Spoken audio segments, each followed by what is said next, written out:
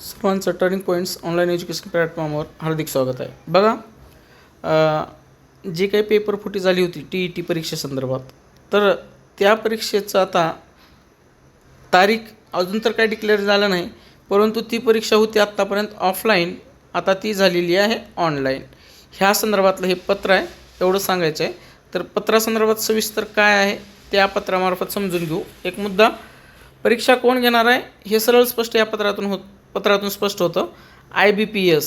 Okay, IBPS मार्फत तुमची परीक्षा होणार आहे TETची. ओके, आणि IBPS तुमची रिस्पॉन्स शीट प्रश्नपत्रिका देत नाही, हे एकदा लक्षात घ्यावं. म्हणजे प्रश्नपत्रिका TETच्या बाहेर येणार नाहीत किंवा TETच्या प्रश्नपत्रिका आता तुम्हाला मिळणार नाही. रिस्पॉन्स शीट ती देत नाही, डायरेक्ट मार्क लावतं, ही एक गोष्ट आहे. तर बघा, विषय काय आहे ते बघू. पत्र लिहिलेलं आहे कोणी? महाराष्ट्र राज्य शिक्षक परिषद यांनी कोणाला लिहिलेलं आहे? IBPSच्या मॅनेजरला, व्यवस्थापकला. तर काय ते बघा, महाराष्ट्र शिक्षक पात्रता परीक्षा 2026 परीक्षेचे ऑनलाईन आयोजन करण्याच्या संदर्भात आहे. उपरोक्त संदर्भीय क्रमांक 1 अन्वये महाराष्ट्र शिक्षक पात्रता TET 2026चे आयोजन 28 जून 2026 रोजी करण्यात आले होते. परीक्षेसाठी राज्यातील सर्व जिल्ह्यामध्ये पेपर क्रमांक 1 एकूण 2,58,000 व पेपर क्रमांक 2 3,42,000 असे एकूण 6,125 परीक्षार्थींनी परीक्षेकरता ऑनलाईन पद्धतीने आवेदन फॉर्म भरले होते.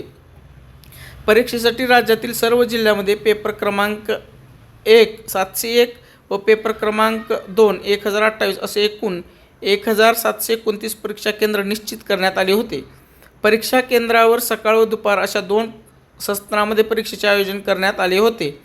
तथापि उपरोक्त कार्यालयाचे संदर्भ क्रमांक 2 जाहीर प्रकटनाद्वारे महाराष्ट्र शिक्षक पात्रता परीक्षा 2026चे आयोजन 28 जून 2026 रोजी न घेता सदर परीक्षा पुढे ढकलण्यात आली. यापूर्वी सदर परीक्षा घेण्याकरता उपरोक्त संदर्भीय मेल 3 अन्वये परीक्षेचे आयोजन ऑनलाईन पद्धतीने घेण्याबाबत आपणास अवगत करण्यात आले होते.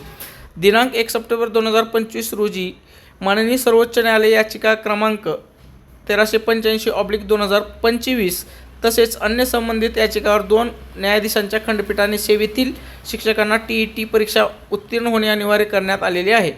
त्यानुसार सेवेतील शिक्षकांना व सेवेत राहणाऱ्या किंवा सेवेत येणाऱ्या शिक्षकांना TET परीक्षा उत्तीर्ण होण्याकरता सन 2028 पर्यंत मुदत देण्यात आलेली आहे. सबब सदर परीक्षेचे आयोजन वर्षातून किमान 2दा घेण्याचे प्रस्तावित आहे.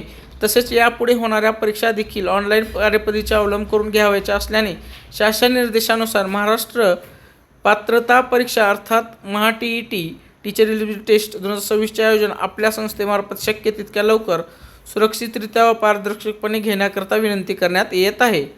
सोबत काय हे जे काय दिलेलं आहे ते एक गोष्ट आहे, TET ऑनलाईन झाल्यानंतर एका दिवसात नाही होणार, ते वेगवेगळ्या शिफ्टमध्ये होणार आणि परत नॉर्मलायझेशनचा जो घोळ आहे तो देखील इथं राहणार. आता ही फक्त पात्रता असल्यामुळे एवढं काही फरक पडत नाही, परंतु नोकरीसाठी जर असती तर मात्र थोडंसं टेन्शनचं काम झालं असतं, कारण नॉर्मलायझेशनचा हा जो फटका आहे तो बऱ्याच जणाला पडतो किंवा काही जणाला फायदा होतो.